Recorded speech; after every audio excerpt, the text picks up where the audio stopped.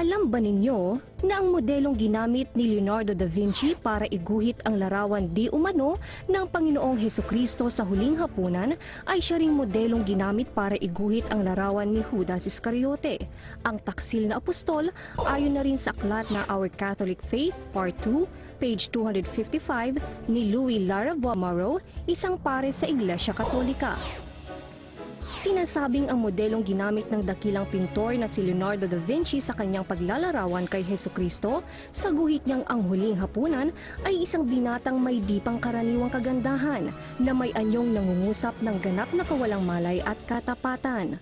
Pagkaraan ng ilang taon, nang handa ng iguhit ni Leonardo da Vinci ang larawan ni Judas, ang taksil na apostol, nahirapan siyang humanap ng modelo.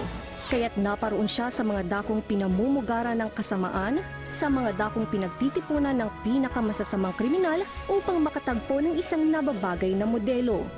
Nakita niya ang lahat ng uri ng mga kriminal, mga lalaking may mababang uri na ganap ng nawala ng lahat ng damdamin ukol sa kagandahang asal, ngunit hindi pa rin siya nasiyahan.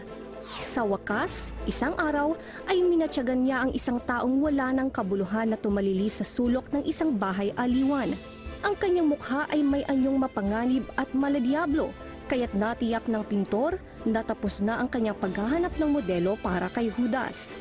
Nang lumapit siya, napasang-ayon niya ang lalaki sa alok ng isang malaking halaga ng salapi upang umupo bilang modelo. Ang sunod-sunod na pag-upo ay halos matatapos na. Nang isang araw ay sinabi ni Leonardo da Vinci, "Alam mo, mula nang dumating ka para bang nakita na kita noon sa isang dako. Maaring ako ay nagkakamali. Ngunit, ang aking damdamin ay mapilit. Dahil dito, ang tao sa pagbulalas ng kanyang kawalan ng pag-asa ay sumigaw. Oo, nakita mo na ako noon.